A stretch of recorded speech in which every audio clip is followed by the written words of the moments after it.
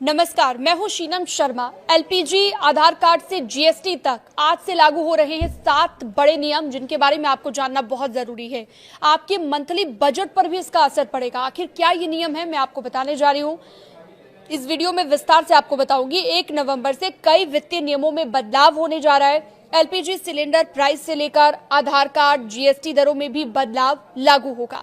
आइए जानते हैं कौन कौन से ये बदलाव हैं। सबसे पहले तो ये जान लीजिए कि हर महीने की तरह नवंबर में कई वित्तीय बदलाव होने जा रहे हैं इस बार, और ये सीधा आपके मंथली बजट पर असर करेंगे, प्रभावित करेंगे आपके बजट को। नवंबर महीने के दौरान एलपीजी से लेकर आधार कार्ड तक के नियम बदल रहे हैं। इसके अलावा जीएसटी स्लैब, कार्ड और शुल्क, ये सब चीजें बदल रही हैं। नवंबर से लागू होंगे ये शुल्क। सबसे पहले तो एलपीजी सस्ता हो गया है। जी हाँ, जानकारी के मुताबिक आज से 19 किलो वाले एलपीजी के सिलेंडर के दाम में बदलाव हुआ है। कॉमर्शियल सिलेंडर के दाम 5 रुपए कम हुए हैं। 19 किलोग्राम वाले कॉमर्शियल एलपीजी सिलेंडर की कीमत दिल्ली में 1590 रुपए हो चुकी है। हालांकि रसोई गैस सिलेंडर के दामों में किसी भी तरह का कोई बदलाव नहीं किया गया है। आखिरी बार ये बदलाव अप्रैल में किया गया था। आधार को लेकर भी अपडेट आया है। आधार अपडेट करने को लेकर रिवाइज हो गया है चार्ज, यानी कि जो फीस आप पहले देते थे वो अब बदल गई है। भारतीय विशिष्ट पहचान प्राधिकरण यानी कि यूआईडीएआई की तरफ से बच्चों के आधार कार्ड में बायोमेट्रिक अपडेट के लिए लगने वाला 125 रुपए का शुल्क अब माफ कर दिया गया है।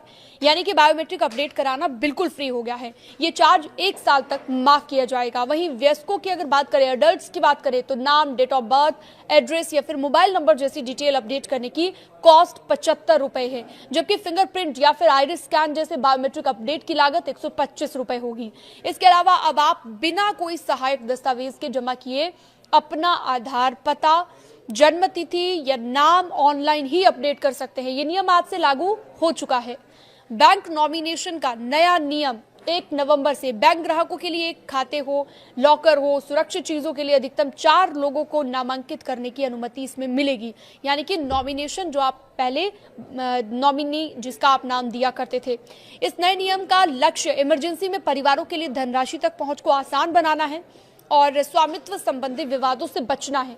ग्राहकों के लिए नामांकित व्यक्ति जोड़ने या फिर बदलने की प्रक्रिया को भी सरल बनाया गया है। नए जीएसटी स्लैब को लागू किया जा रहा है। 1 नवंबर से सरकार ने कुछ वस्तुओं के लिए विशेष दर के साथ 2 स्लैब जीएसटी सिस्टम लागू कर दिया है। पहले जीएसटी स्लैब जो है, 4 जीएसटी स्लैब थे, 5% का, 12% का, 18% और 28% का। लेकिन अब 12%, 28% की स्लैब को हटा दिया गया है। लग्जरी और हानिकारक वस्तुओं पर 40% जीएसटी लागू किया गया है। इस कदम का उद्देश्य है भारत के इनडायरेक्ट टैक्स इंफ्रास्ट्रक्चर को बेहतर बनाना, सरल बनाना। इसके अलावा एक और बड़ी जानकारी, एनपीएस से यूपीएस की डेडलाइन बढ़ा दी गई है। यानी कि एनपीएस राष्ट्रीय पेंशन प्रणाली, इससे अब यूपीएस में शिफ्ट होने के इच्छुक केंद्रीय सरकारी कर्मचारियों के पास ये प्रक्रिया पूरी करने के लिए 30 नवंबर तक का वक्त दे दिया गया है।